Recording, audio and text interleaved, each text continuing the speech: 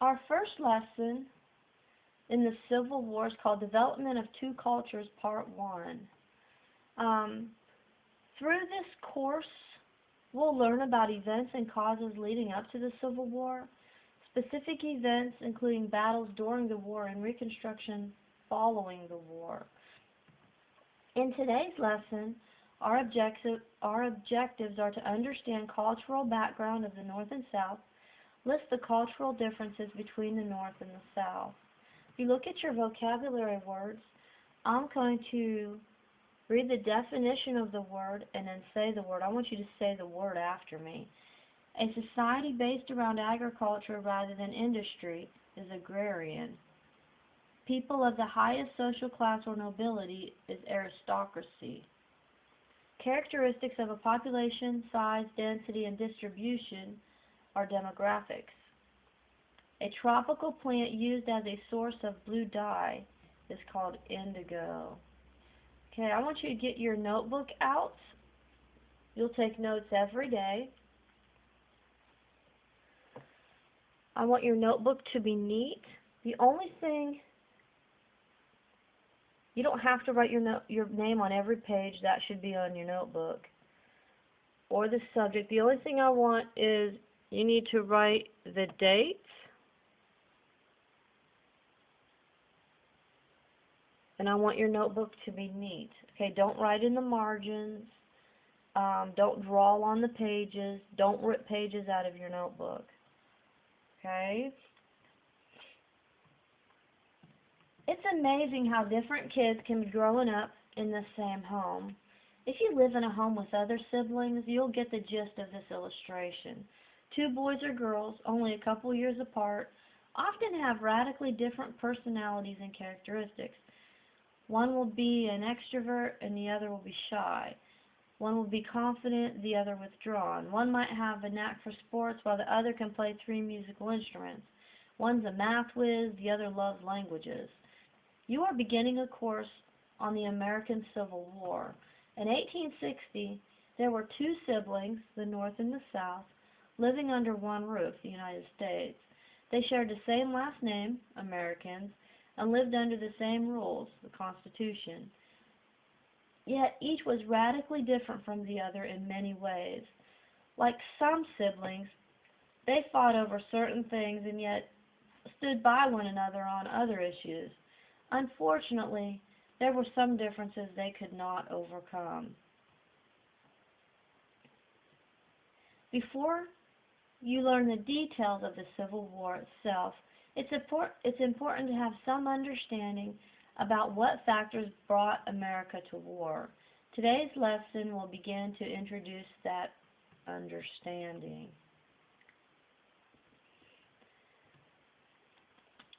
Okay, well, we're going to talk about the differences of the North and South. So today I'm going to draw a Venn diagram.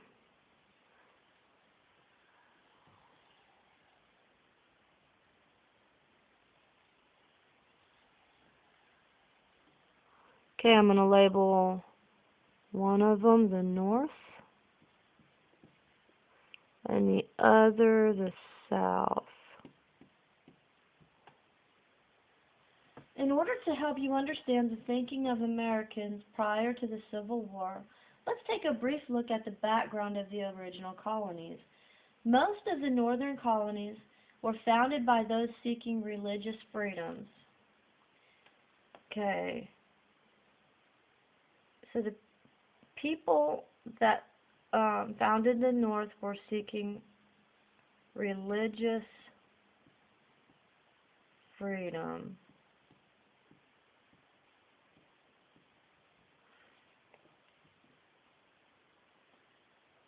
They consisted of mainly poor Protestants who were being persecuted in Europe. They settled in regions that were better suited for manufacturing than for farming. Okay, so the North were the Protestants.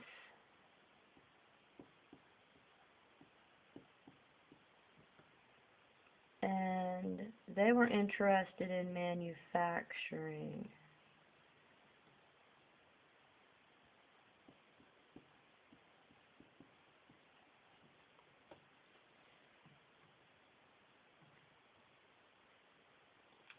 Okay, and if you look at the map, it says the 13 colonies and their establishing conditions.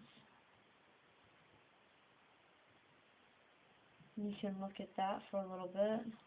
The southern colonies were founded by people from mostly English aristocracy who came to America seeking wealth and prosperity. Now remember, aristocracy is people of the highest social class or nobility. So these were high-class citizens. These were wealthy citizens. Okay, so I'm going to put, they were high-class citizens that founded the South. They were seeking wealth and prosperity.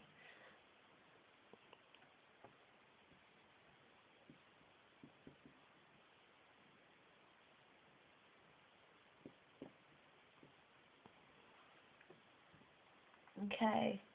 Now, both the people that came to both the North and the South were from England. Okay, so I'm going to put England in the middle because both of them were from England. In other words, they came to establish places to make money for the mother country, England. Many of them were Catholics. Many of them were Catholics.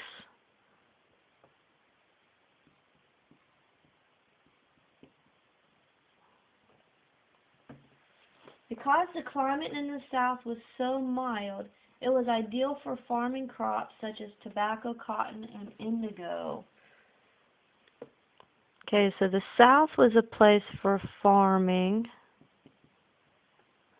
and it said that it had a mild climate in the South. These differences in background and surroundings made for unique lifestyles. The settlers in the North tended to look at all people as equals. Okay, people were equals.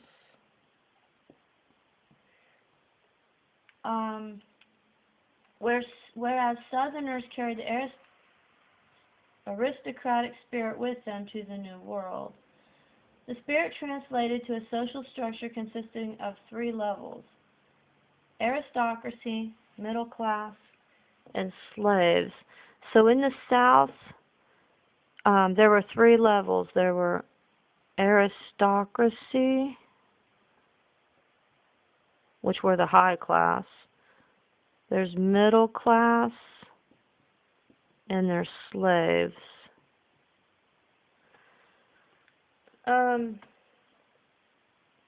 There were some slaves in the North. I want to point that out before we go on. There were some slaves in the North.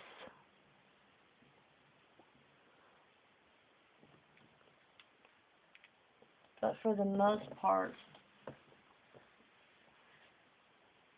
they thought of most people as equals. The isolation of colonial life only made these ideals stronger, since there was little communication between the colonies early on. So let's talk about religious background. Another factor that made the North and South different was their religious views on slavery. The belief that all people are equal in the sight of God was a primary reason many Northerners were opposed to slavery. Again, this went back to their roots as those who were persecuted for their beliefs. On the other hand, Southerners believed that the Bible accepted slavery as a fact of life. Okay, so both of them believed that the Bible was on their side. The South believed that there was slavery in the Bible.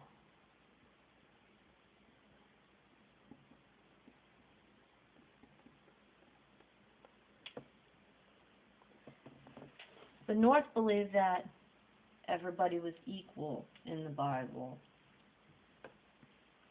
Okay, on the other hand, the Southerners believed that the Bible accepted slavery as a fact of life, citing a number of passages that spoke of slavery.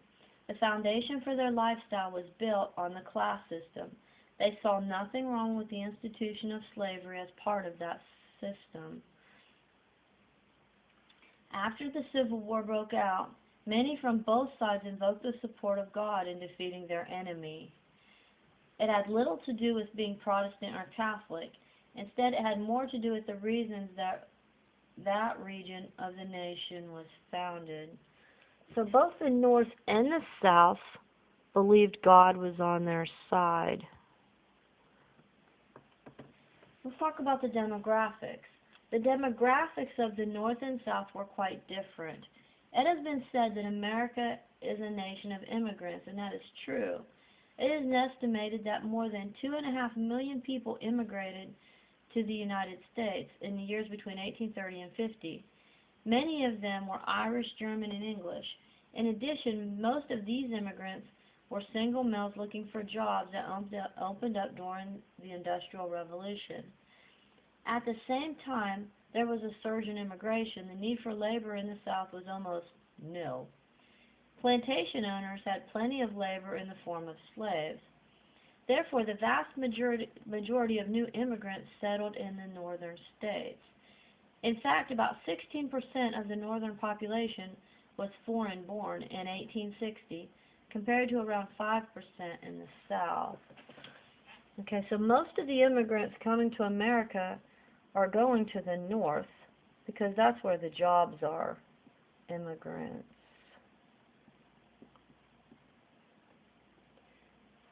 The South doesn't need to hire any labor because they have slaves to do their work.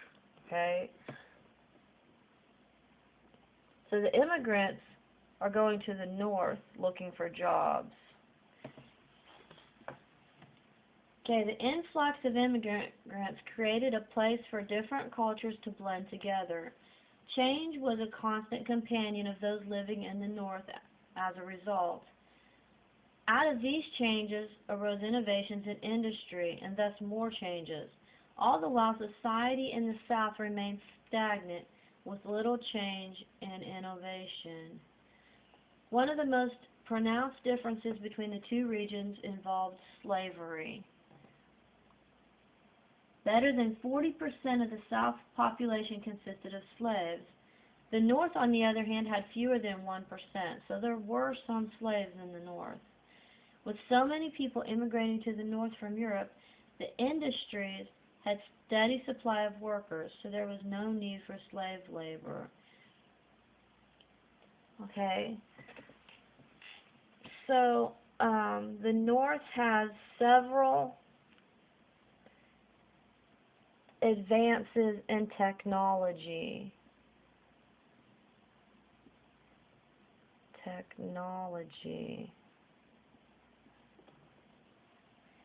And the technology is constantly changing the North. And the immigrants, if you've ever been around different people, everybody's different. These immigrants are coming from different countries. So when people come from different countries and they work together, they're around each other, they start learning things from other countries. It changes everybody. The South didn't have this because the immigrants are going to the North. So the South is remaining constant. Okay? So the North is changing. The South is pretty much staying the same. Urban versus rural. Another striking difference between the North and the South had to do with where and how people lived. On the eve of the war, the North had a population of about 21 million people. The population in the South stood at about 9.5 million. The South contained few large cities compared to the North, which had many. Okay, so the North had many large cities.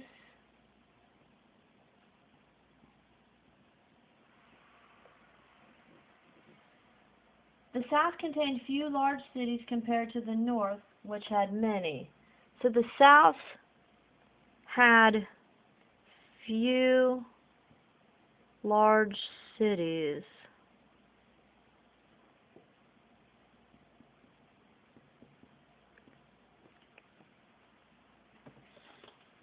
For example, in 1860, 17 of the 20 largest cities in America were located in the North. In fact, there were 9 cities that had a population of more than 100,000 people, and 8 of them were in the North.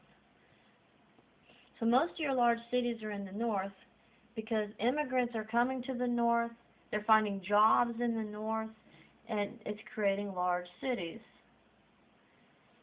The immigrants aren't going to the South because there's no jobs in the South and they don't want to be slaves. Okay, so they have few large cities. For these numbers, it is not difficult to understand why the South was driven by agriculture and the North by industry. The Industrial Revolution mixed with thousands of new immigrants to form large cities.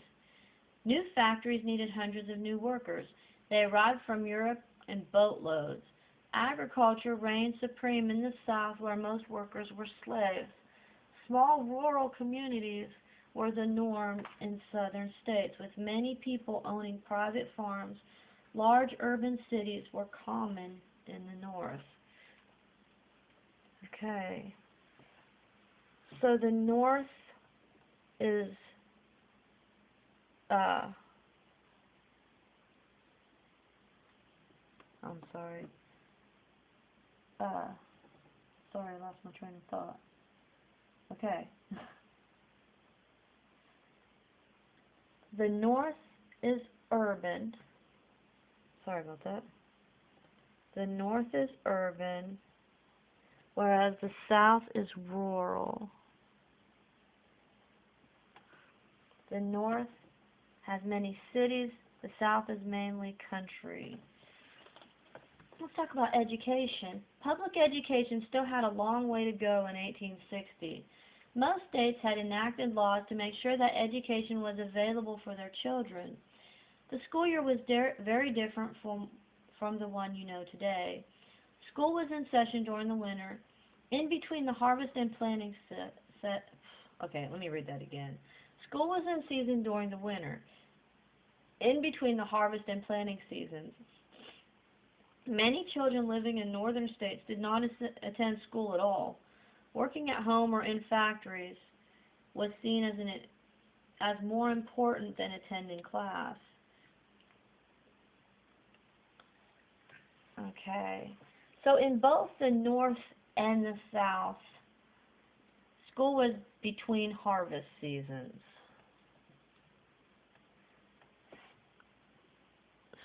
School was in the winter.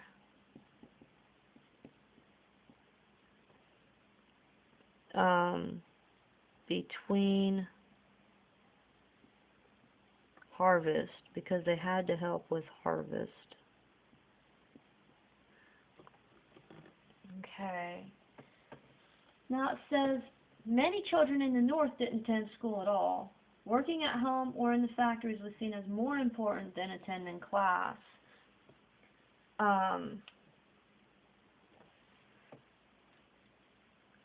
Okay, so in the North, they looked as work as more important than school.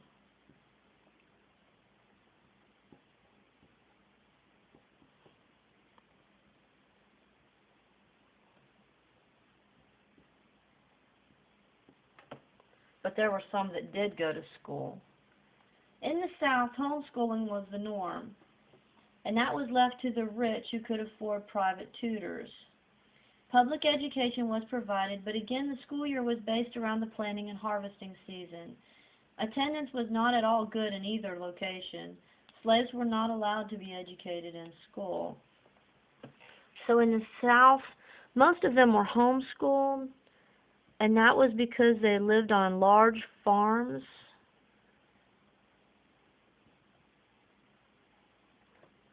Okay, slaves weren't allowed to go to school. So the slaves were not educated. At least they weren't supposed to be. Okay, let's talk about technology. The Industrial Revolution that hit England in the latter part of the 18th century carried over into America early in the 19th century. Like her European counterpart, America relied on water to power factories and lumber and textile mills. The introduction of the steam engine greatly altered the amount of materials that could be produced. In the 1850s, an Englishman and an American discovered a way to make a better grade of steel far more cheaply than even before. As a result, cities, factories, and rail lines sprang up all over the North. So there's many forms of technology. There's the steam engine. There's a better grade of steel. And whenever you have advances in technology, it creates more jobs. So the cities are growing. They're getting more immigrants to help them with their work. In the meantime, the agrarian society of the South had little need for industrial innovations. To be sure, Eli Whitney's cotton gin, invented in 1793, completely changed the economic landscape of the South. It led to a huge increase in slave labor.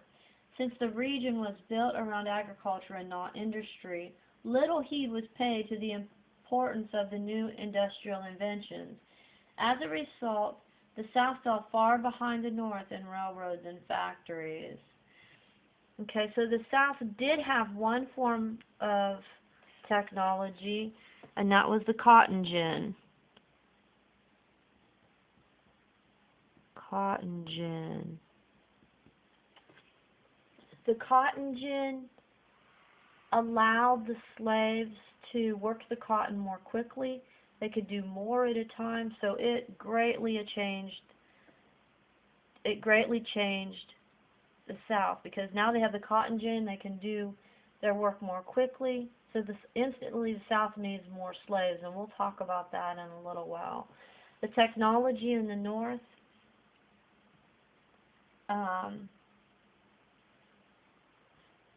they have railroads, factories. There are many forms of technology in the North. In conclusion, there were a number of cultural differences between the South and the North. They played a huge role in keeping the two societies separate, making it easier for the South to secede later. These differences also help explain why the two regions were not able to come to an agreement on some issues. Let's review. Before completing the problem set, make sure that you understand the main points of this lesson. Okay, the North and the South. Most people, the people that founded the North, were looking for religious freedom. The people that came to the South were the high-class people seeking wealth. The Protestants lived in the North and the Catholics lived in the South. The North was known for manufacturing. The South was known for farming because it had a mild climate. In the North, people were considered equals. In the South, there were three different levels of society: aristocracy, the middle class, and the slaves.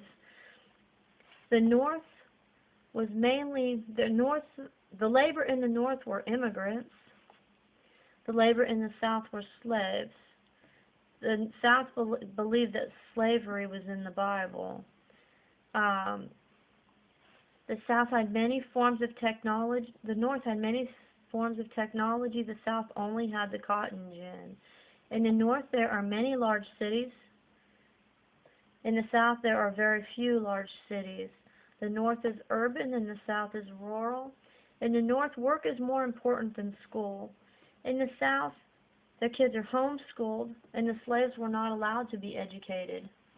Both the people from the North and the South were from England.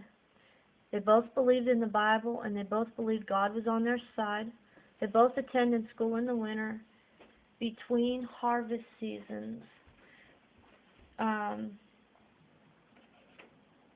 of something else, but I can't remember. Okay. Both of them really had little attendance in school.